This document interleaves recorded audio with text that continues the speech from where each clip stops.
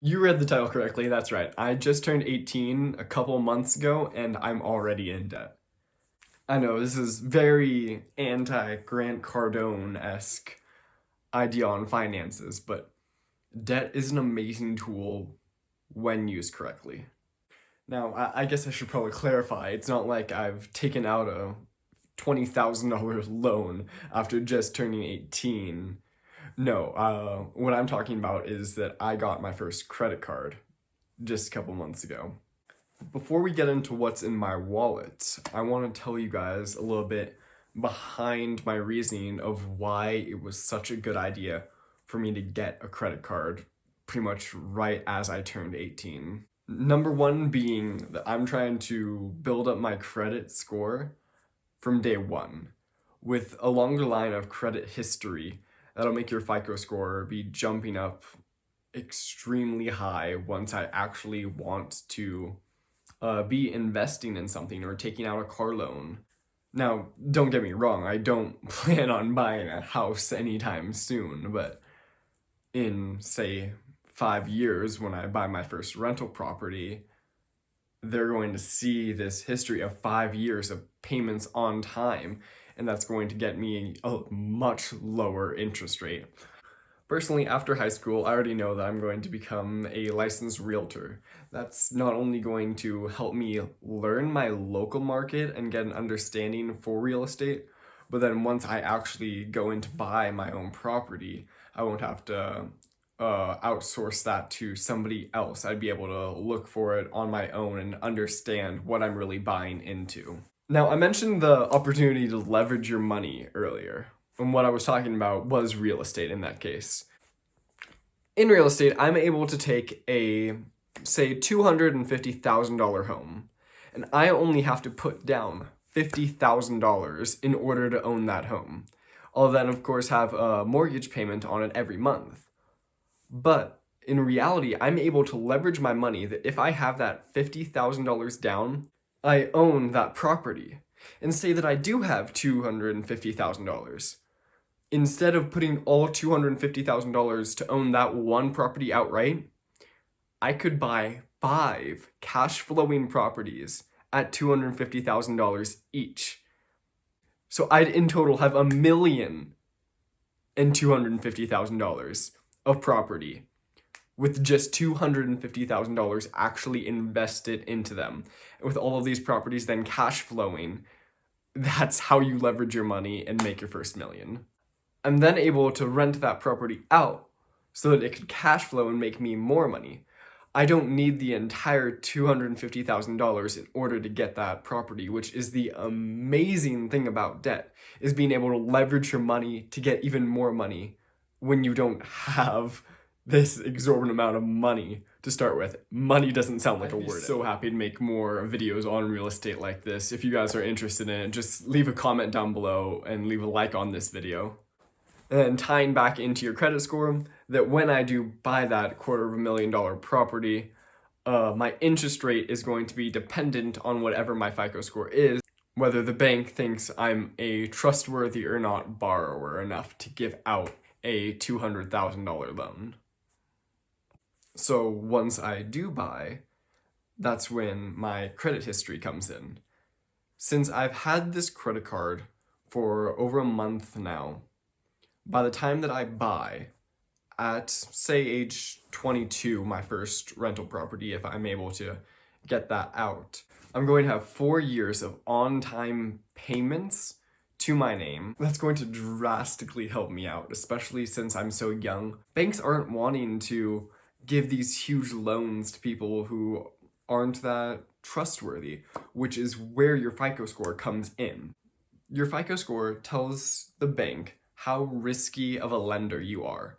And if you have a long credit history like I do, that's going to tell the bank that I'm not that risky of a lender because they'll see all of my on-time payments and that I don't default on any of my loans. Now, that's all really far in the future. Now, let's get back to my actual debt. I'm able to reap rewards today because I got this credit card. Now, when you get your first card, it's going to be a secured credit card, which means that you're going to have to deposit an amount of money in order to have the ability to use that card. But after 4 to 6 months, you will get your deposit back. That's right. So in order to get my card, I gave the bank $200. But in about 3 to 4 months, I'm going to get that same $200 back, and I'm still going to have a line of credit, and I'm going to have a credit history, and I'll be able to get better credit cards in the future. Okay, but let's rewind a little bit. What credit cards are out there right now as an 18-year-old that I can get? Since I don't have a credit history, there's no way I'm going to be getting an American Express Platinum card. So then, what card do I start with? Well, first of all, I decided to look at a local credit union that I'm part of and seeing what they had to offer for me. And the results were extremely mediocre. I feel like we could do a little bit better than this because I don't plan on getting a car rental anytime soon. So what was the next step for something that all of you guys could actually be doing? Well, my first instinct was to go on NerdWallet and to see what they had. And most of those cards absolutely sucked. Now, all 3 of the credit cards that I'm showing right now have an annual fee, which on your first secured credit card is just outrageous. They're not giving you any rewards for these cards. So needless to say, a $39 fee, a $45 fee on a $200 limit to begin with is just a terrible idea. I would not recommend these cards to anyone because there's at least 3 better options that I found on this website alone. We then get to the first card that I was actually considering, which is this here Citi Visa MasterCard, which looks really good, and there's no annual fee, but there also aren't any rewards on that card, which is kind of a downside. But when I was looking a little bit further into it, you actually, if you look at the bottom, have to have an established credit history already in order to get that card, so that immediately threw that one out the window for me. And then we get to the winner, the best credit card on that list that I found, the Discover It secured card. Not only does the Discover It secured card not have any annual fee, but it was also one of the only secured credit cards that I found that had rewards on it. This credit card has 2% cash back on restaurants and gas. Everything else you'll get a 1% cash back on. Not only that, but they're also running a promo right now that they'll give you 100% cash back.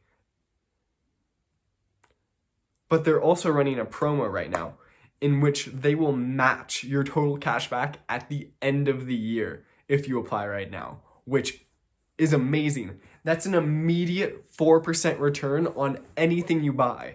Now, I don't know about you, but it sounds like an obvious choice to me that if I'm going to get a 4% discount on something as opposed to a 0% discount, I'm going to take the 4% discount. Now, many people say, oh, okay, it's pennies on the dollar. Yeah, it might be to begin with.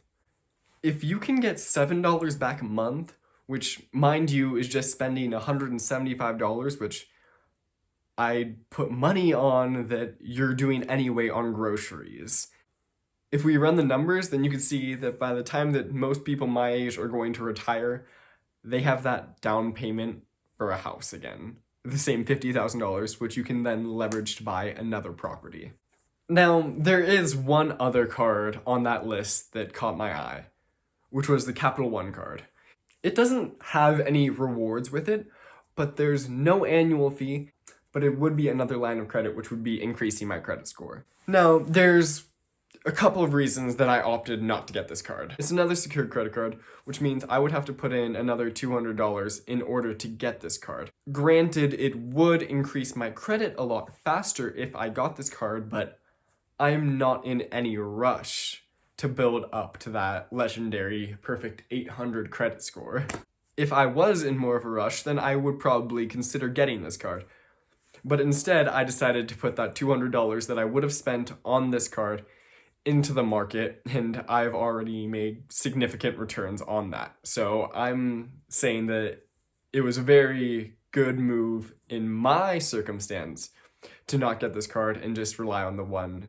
Plus, if I did get this card, then I would have to be sacrificing my 2% cash back in order to use this card every now and then, keeping it active. So that would be another downside for me to use this card. If you're trying to fast track your credit history and credit lines, then I would definitely recommend getting this as one of your first secured cards.